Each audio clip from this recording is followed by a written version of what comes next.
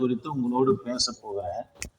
அதற்கு முகவுரையாக யோவான் ஸ்நானகன் பயன்படுத்தின 3 புத்தகம். அவர் அடிக்கடிக்கு அவருடைய பிரசங்கத்துல 3 புத்தகத்தை பயன்படுத்துவார். ஒன்று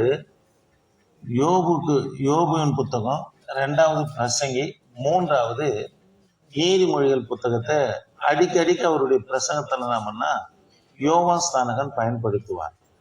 யோவான் ஸ்நானகன் யோர்தான் நதிக்கு போறார்.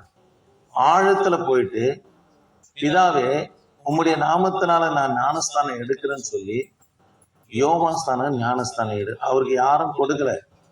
பிதாவை நோக்கி ஜெபம் பண்ணி அவரே மூழ்கி எழுந்தார். அவர் ஞானஸ்தானம் எடுத்து கரையில பார்த்த உடனே வேத பாரகன், பரிசேயன், சதுசேயன் மற்ற இஸ்ரவேல் ஜனங்க வரிசையா நிக்கிறாங்க.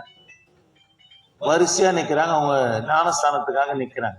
எதுக்காக நிக்கிறாங்கன்னா, கவனிக்கலைங்களா, ஞானஸ்தானம் எடுக்கிறதுக்காக அவங்க நிக்கிறாங்க. இப்ப இவங்களை பார்த்துதான் யோவான் ஸ்நானகன் பிரசங்கம் பண்றாரு. விரியன் பாம்பு குட்டிகளே, வருகிற கோபத்துக்கு தப்பித்துக் கொள்வதற்கு உனக்கு வழிகாட்டினவன் யார்? மனம் திரும்புதலின் கனி என்ன பண்ணுங்க, கொடுங்கள் என்று சொல்றார். என்ன கனி கொடுக்கணும்? மனம் திரும்புதலுக்கு ஏற்ற கனிகளை கொடுங்க என்றார். இதை குறித்து தான் நம்ம பார்க்க போகிறோம். சரி, கவனிக்கலாம். யூதருங்க அடிக்கடிக்கு சொல்லுகிற வார்த்தை என்னன்னா, நாகப்பாம்புக்கு தப்பினாலும் எதுக்கு தப்ப முடியாது? விரியன் பாம்பு விஷத்துக்கு தப்ப முடியாது. நாகப்பாம்புக்கு தப்பினாலும் விரியன் பாம்பு விஷத்துக்கு தப்ப முடியாதுன்னு சொல்லி அடிக்கடிக்கு சொல்லுவாங்க. சரி, அந்த விரியன் பாம்பு விஷயம் என்ன? அதனாலதான் யோவான் ஸ்நானகன் எப்படி பிரசங்கம் பண்றாருன்னா, அவங்கள பார்த்து சொல்றாருன்னா, மனம் திரும்புதலுக்கு ஏற்ற கனிகளை கொடுங்க, உங்களுக்கு விரியன் பாம்பு குட்டிகளை என்று சொல்லி, அதாவது பரிசேயரும் வேத பாரகனையும் சதுசேயரையும் இஸ்ரவேல் ஜனங்களையும் சொல்றார். அல்லேலூயா. சரி, கவனிக்கலாம். யோபுவின் புத்தகம், அந்த விரியன் பாம்பு விஷயம் என்ன என்பதை நம்ம பார்க்க போறோம். யோபுவின் புத்தகம் 20ஆம் அதிகாரம் 12ல இருந்து 15 வரைக்கும் வாசிக்கலாம். இனிமையா இருப்பதால் தன் நாவின் கீழ் அடக்கி பதனம் பண்ணி வைத்துக் கொண்டிருந்தாலும் அவன் குடல்களில் மாறி அவனுக்குள் விரியன் பாம்பு விஷமாய் போகும் என்று சொல்றார். கவனிக்கலாம். முதலாவது காரியம், விரியன் பாம்பு விஷம் எதுன்னா, இந்த வெற்றில பாக்குதான் விரியன் பாம்பு விஷம்.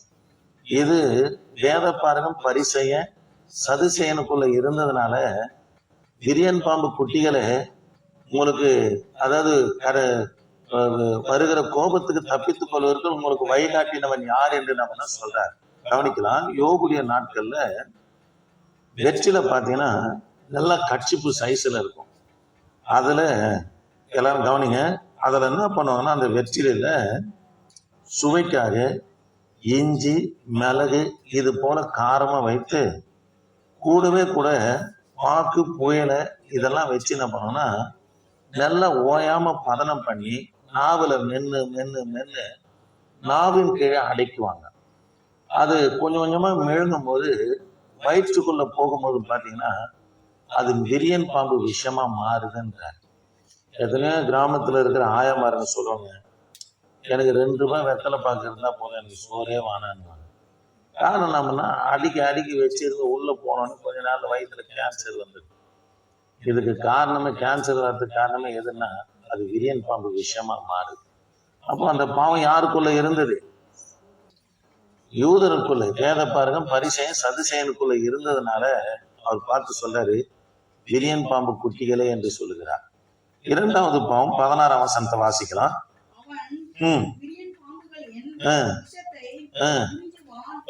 விரியன் பாம்பு விஷத்தை உறிஞ்சுவான். சிகரெட்டை குறித்து சொல்றார். அந்த நாட்கள்ல, யோபுடைய நாட்கள்ல பாத்தீங்கன்னா, பப்பாய் இலையை கட் பண்றவங்க காம்பை கட் பண்ணிடுவாங்க.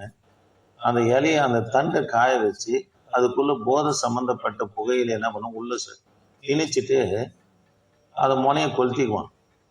ஊன்னு உரிவான். அந்த போதை அவனுக்கு தலைக்கு மேல ஏறும். அதை வச்சுட்டு வேலை செய்வான், திரும்ப உரிவான். இப்போ சிகரெட்லாம் ஒரு 2 நிமிஷத்துல பிடிச்சிட்டு போட்டுறாங்களா, அது மாதிரி கிடையாது. 8 மணி நேரம் 6 மணி நேரம் உறிஞ்சின்னு இருக்கும். அது உரிய அவனுக்குள்ள என்னவா போகுதான், விரியன் பாம்பு விஷமா போகுதுன்றார். இந்த பாவமும் யாருக்குள்ள இருந்தது? வேத பாருங்க பரிசேயன் சதுசேயனுக்குள்ள இருந்ததுனாலதான் விரியன் பாம்பு குட்டிகளை வருகிற கோபத்துக்கு தப்பித்துக் கொள்வதற்கு உங்களுக்கு வழிகாட்டினவன் யார் என்று சொல்றார். ஆனால்தான் சிகரெட்டும் பிடிக்க கூடாது, வெற்றில பாக்கு, வீடா, போதை சம்பந்தப்பட்ட காரியம் வயிற்றுக்குள்ள போகும்போது அது விஷமா மாறும். இதெல்லாம் யூதர்ங்க சொல்லுவாங்க, நாகப்பாம்புக்கு தப்பினாலும் எதுக்கு தப்ப முடியாது, விரியன் பாம்பு விஷயத்துக்கு தப்ப முடியாதுன்னு சொல்றாங்க. 3வது காரியம் அவங்களுக்குள்ள இருந்த பாவம் என்னன்னா, நீதிமொழிகளின் புத்தகம் 23ஆம் அதிகாரம், நீதிமொழிகளின் புத்தகம் 23ஆம் அதிகாரம் 31 இருந்து 32 வரைக்கும் வாசிக்கலாமா? மதுபானம்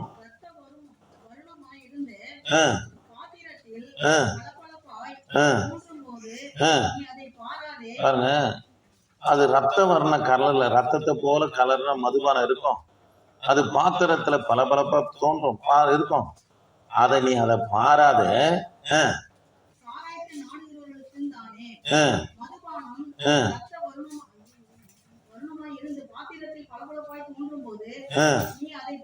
அதை பாராது, அது மெதுவா இறங்கும், முடிவில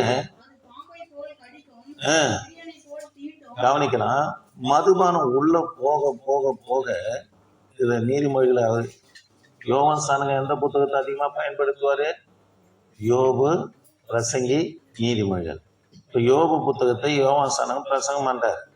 வெற்றில பாக்கு போடாத, அது விரியன் பாம்பு விஷயம், சிகரெட் பிடிக்காத, அது விரியன் பாம்பு விஷயம்ன்றார்.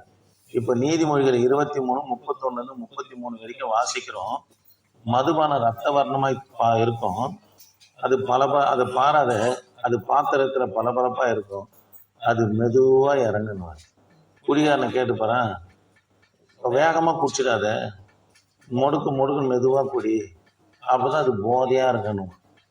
அது உள்ள போன உடனே அது என்னவா மாறுதான், விரியனை போல தீண்டும், பாம்பை போல தீண்டும், விரியனை போல என்ன பண்ணுமா, விஷம் உள்ளதா இருக்கும் என்று சொல்றார்.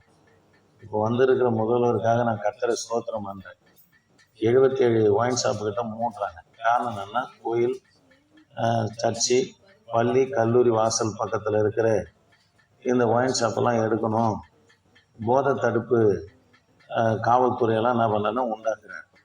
உண்மையாலுமே கர்த்தர் அவரை ஆசீர்வதிக்கணும். சரி, கவனிக்கலாம். இந்த 3 பாவமும் வேத பாரகம் பரிசேயனுக்குள்ள இந்த 3 பாவம் இருக்குது. என்னென்ன பாவம்? வெற்றில பாக்கு, சிகரெட்டு, புகையில, பிற்பாடு மதுபானம் இருந்தது. இதோடு கூட தான் ஞானஸ்தானம் எடுக்க வராங்க. அதனாலதான் அவங்கள பார்த்து சொல்றாரு. மத்தேயு சுவிசேஷ புத்தகம் 3ஆம் அதிகாரம் 5ல இருந்து வாசிக்கலாமா? மத்தேயு சுவிசேஷ புத்தகம் 3ஆம் அதிகாரம்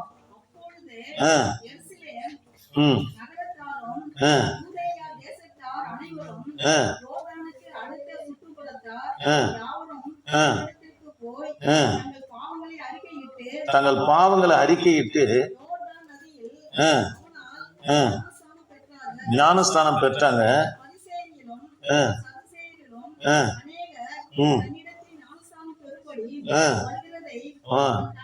அவன் கண்டு விரியன் பாம்பு குட்டிகளே வரும் கோபத்துக்கு தப்பித்துக்கொள். விரியன் பாம்பு குட்டிகளை சொல்றாருன்னா அவங்களுக்குள்ள என்ன பாவம் இருந்தது? வெற்றில, புகையில, பிற்பாடு என்ன இருக்குது? மதுபானம். இந்த பாவம் விரியன் பாம்பு விஷம் என்று சொல்றாங்க. ஆமாங்க, இது முடிவில் அதுதான் இஸ்ரவேல் யூத ஜனங்க சொல்லுவாங்க, நீங்க எதுக்கு வேணாலும் தப்பிச்சுக்கலாம், நாகப்பாம்பு கூட தப்பிச்சிடலாம், எதுக்கு தப்ப முடியாது? விரியன் பாம்பு விஷத்துக்கு தப்பவே முடியாது. அதனால்தான் அந்த பாவ பழக்கம் உள்ளவங்க பார்த்தீங்கன்னா குடும்பத்துல சமாதானமா இருக்காது. நாளுக்கு நாள் சரீரமும் துக்கித்து உருவழியும், கேன்சரும் வரும். அதுல இருந்து அவங்கள விடுவிக்கவே முடியாது. அந்த பாவம் கர்த்தருடைய பிள்ளைகளுக்குள்ள இருக்கக்கூடாது. ஆமே. இப்போ கிறிஸ்துவம் கூட மதுபானம் பண்றதுக்கு பண்ணலாம் அப்படின்ற பிரசங்கம் பண்ற பிரசங்கையான இருக்கிறாங்க. விசேஷ நாட்களில் மதுபானம் குடிக்கிற போதகமானங்களும் இருக்கிறாங்க. குன்றத்தூர்ல ஒரு ஃபங்க்ஷன், ஒரு ஆலய பிரதிஷ்டை நடந்தது. அவரோடு கூட காலேஜ் படிச்ச ஃப்ரெண்ட்ஸுங்கெல்லாம் வந்திருந்தாங்க. அந்த பிரதிஷ்டை, அந்த பாசுடைய பிரதிஷ்டை, அந்த பாசுடைய சர்ச்சு பிரதிஷ்டை நடக்குது. காலேஜ் ஃப்ரெண்டுங்கெல்லாம் வந்தாங்க. ஊழியத்தில் ஃப்ரெண்டாக இருக்கிறவங்க வச்சு கீழே என்ன பண்ணாங்க, ஆராதனை நடத்தினார். சர்ச்சு பிரதிஷ்டை நடந்தது. வந்தவங்களுக்கு எல்லாருக்கும் பிரியாணி சாப்பாடுலாம் கொடுத்தா எல்லாரும் சாப்பிட்டாங்க. அவர் மனம் வந்து கர்த்தருடைய நாமத்தினால ஆசீர்வதித்தாங்க, சபையை ஆசீர்வதித்தாங்க. சரி, மேலே எப்படி இருக்குன்னு போய் பார்க்கலாம் சொல்லி சில ஊழியர்கள் போனால் காலேஜ் ஃப்ரெண்டுங்களுக்கு மேலே மதுபானம் பார்ட்டி வச்சு இருக்கிறார். என் காதுக்கு வந்து ரொம்ப நாளைக்கு நிலைக்காதுப்பா அப்படின்னு. அந்த சபை தீட்டுப்படக்கூடாதுங்க. கவனிங்க, அது என்ன துணிகரம் பாருங்க. மதுபானம் எங்கே பண்ணுறாங்க? சபைக்கு மேலே.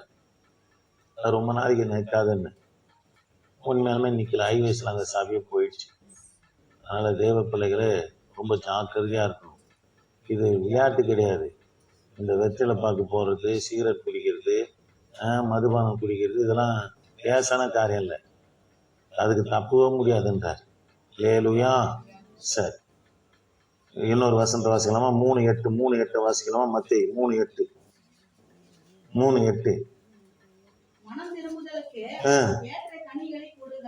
மனம் திரும்புதலுக்கு ஏற்ற கனிகளை கொடுங்க.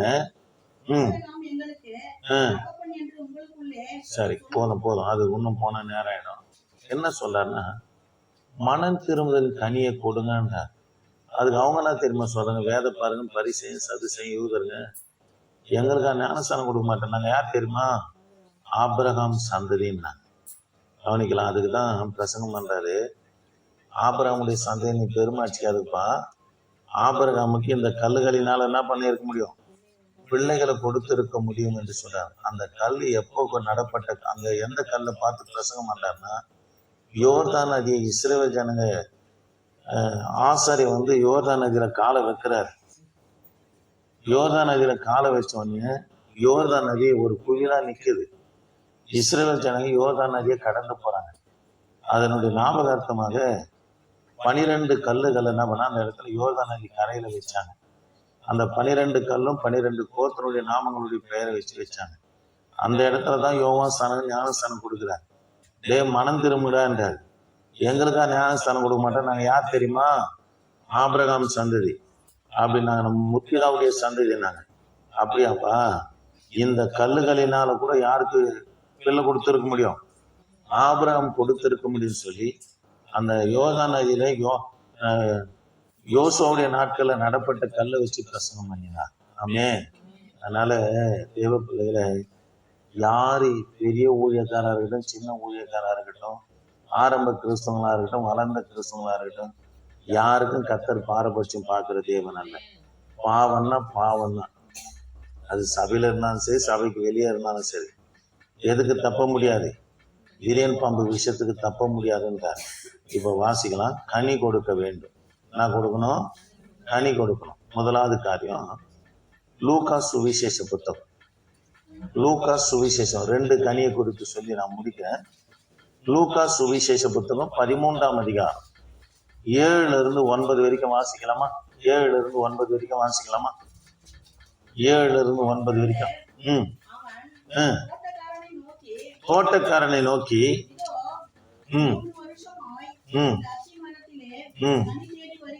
கனி தேடி வருகிறேன், ஒன்றையும் காணவில்லை, அதை வெட்டி போடு.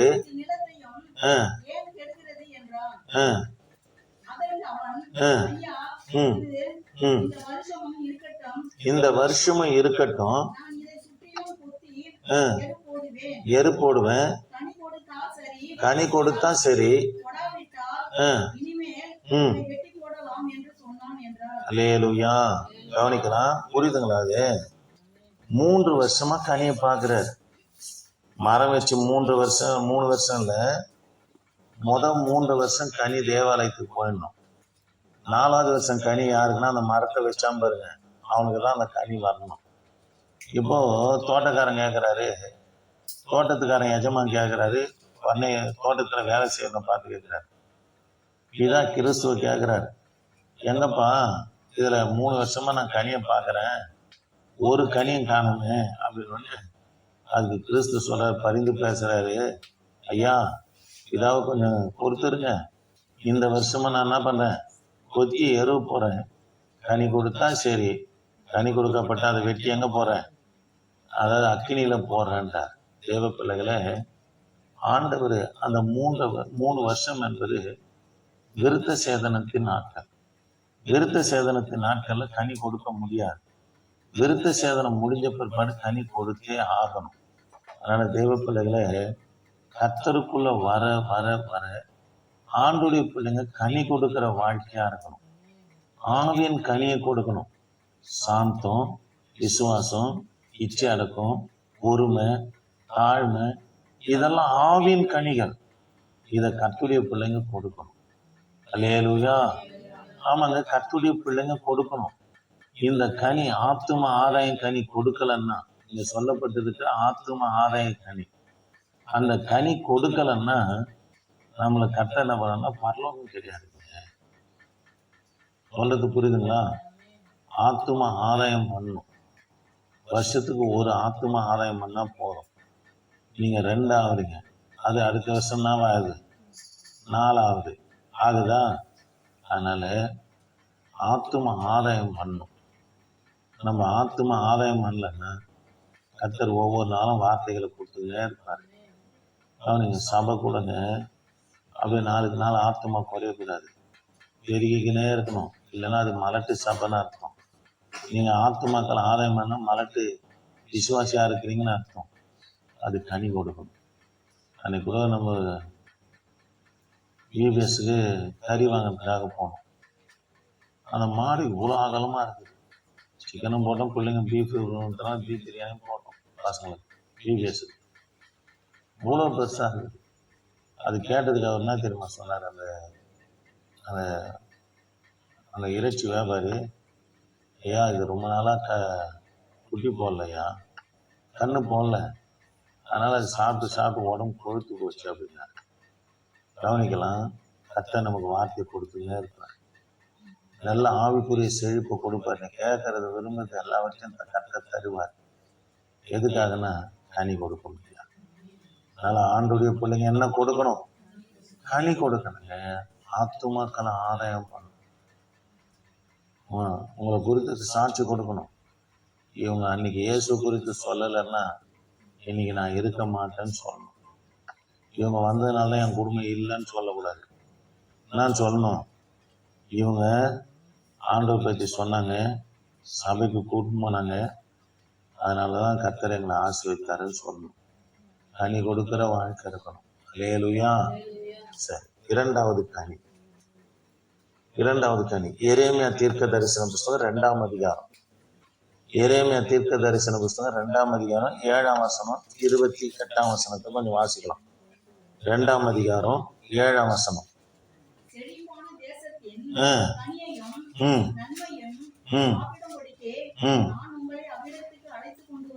கவனிக்கலாம், இஸ்ரவேல் ஜனங்களை எங்க கொண்டு வந்தார்னா எகிப்துல இருந்து செழிப்பான தேசத்தின் கனி நன்மையும் சாப்பிடும்படி நான் உங்களை அவ்விடத்திற்கு அழைத்து கொண்டு வந்தேன். ஆனாலும் நீங்கள் அதற்குள் பிரவேசித்த போது அந்த தேசத்தை தீட்டுப்படுத்தி என் சுதந்திரத்தை அருவருப்பாக்கினீர்கள் என்று சொல்றார். ஆமாங்க, கவனிங்க, இஸ்ரவேல் ஜனங்களை பார்த்து கர்த்தர் சொல்ற, யூத ஜனங்களை பார்த்து எரேமியா தீர்க்கதரிசி பிரசங்கம் பண்றார். என்ன பிரசங்கம் பண்றாருன்னா, உங்களை எதுக்காக கொண்டு வந்தாருன்னா, செழிப்பான தேசத்தின் கனியும் நன்மையும் சாப்பிடும்படி நான் இவ்விடத்திற்கு அழைத்து கொண்டு வந்தேன். கானான் தேசத்துக்கு எதுக்காக கொண்டு வந்தேன்னா, செழிப்பான ஆசீர்வாதத்தை பெறும்படி, செழிப்பான கனியை கொடுக்கும்படி.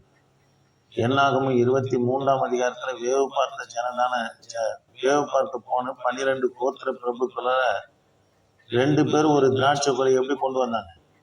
கொம்புல மாட்டி 2 பேர் தூக்கி வராங்க. நம்ம ஊர் திராட்சை கொலையில 2 விரல்ல எடுக்கலாம். ஆனா ஒரு திராட்சை கொலை எதுல மாட்டி கொண்டு வராங்க? தோல்ல சுமந்துன்னு வராங்க. நடுவு கொம்புல கட்டி தோல்ல 2 கோத்திர பிரபுக்கள் சுமந்து வராங்க. அவ்வளோ செழிப்பான தேசம் எதுன்னு சொன்னா கானான் தேசம். அந்த தேசத்துக்கு கொண்டு வந்து கனியும் நன்மையும் சாப்பிடும்படி உங்களை அவ்விடத்திற்கு அழைத்து கொண்டு வந்தேன். ஆனாலும் நீங்கள் அதற்குள் பிரவேசித்த போது என் தேசத்தை தீட்டுப்படுத்தி என் சுதந்திரத்தை அருவருப்பாக்குனீங்கடா. என்ன தீட்டுப்படுத்தினாங்கன்னா தேசத்தை கவனிக்கலாம், விக்கிரக ஆராதனை கொண்டு வந்தாங்க. 28ஆம் வசனத்துல இருக்கு பாருங்க, 28 2:28. தேவர்கள் எங்கே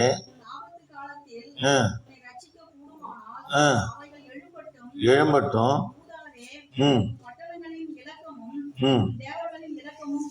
சரி, கவனிக்கலாம். என்ன பாவம் செஞ்சாங்கன்னா விக்கிரக ஆராதனை செய்யறாங்க. நாங்க கவனிங்க, கர்த்தருடைய பிள்ளைகளுக்குள்ள விக்கிரக ஆராதனை வரவே கூடாது. என்ன ஆராதனை வரக்கூடாது? கர்த்தர் உன்னையும் அந்த சாபத்துல இருந்துதான் இங்க கொண்டு வந்தார். எதுக்காக? செழிப்பான கனி நன்மையை புசிக்கும்படியாக தான் சாபத்துல இருந்த நம்ம கர்த்தர் ஆலயத்துக்குள்ள கொண்டு வந்தார்.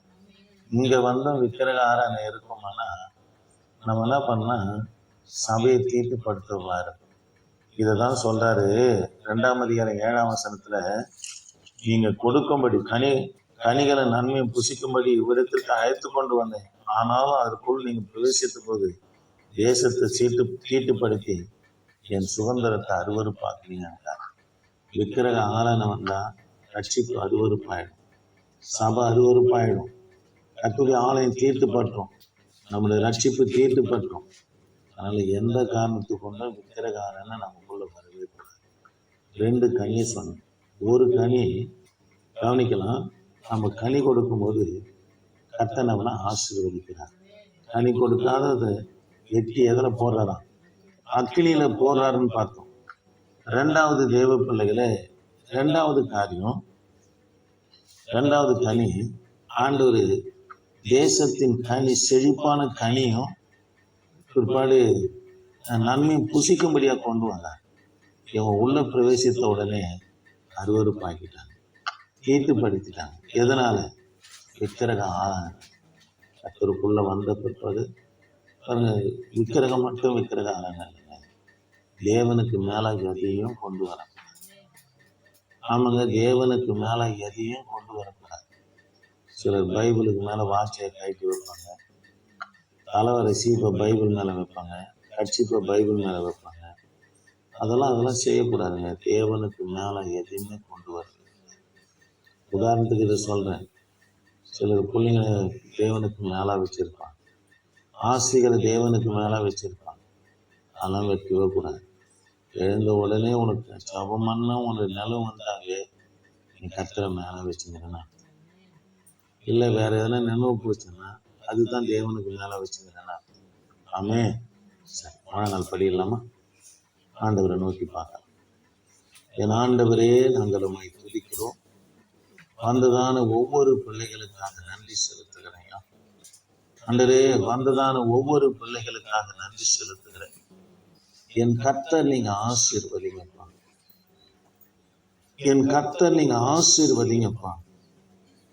தொடர்ந்து உமது கரம் உடைய தயவு எங்களோடு இருக்க, உடைய கரம் உடைய தயவு எங்களோடு கூட வழி நடத்துங்க, ஆசீர்வதிங்கப்பா. எல்லாம் தீமைக்கும் பிசாசின் கிரிகளுக்கு ஆசீர்வதிங்க. கான்ஃபரன்ஸ் லைன்ல இருக்கிற பிள்ளைகளையும் ஆசீர்வதிங்க, ஆலயத்துக்கு வந்த பிள்ளைகளையும் ஆசீர்வதிங்க. அந்த யூடியூப்ல கேட்கிற பிள்ளைகளையும் ஆசீர்வதிங்க. தொடர்ந்து உமது கரம் தயவு எங்களோடு இருக்கு, ஆசீர்வதிங்கப்பா. இயேசு நாமத்தில் சொல்லிக்க நல்ல பிதாவே, ஆமென். என் ஆத்துமாவே கர்த்தரை ஸ்தோத்திரி, மூலமே கர்த்தரை பரிசுத்த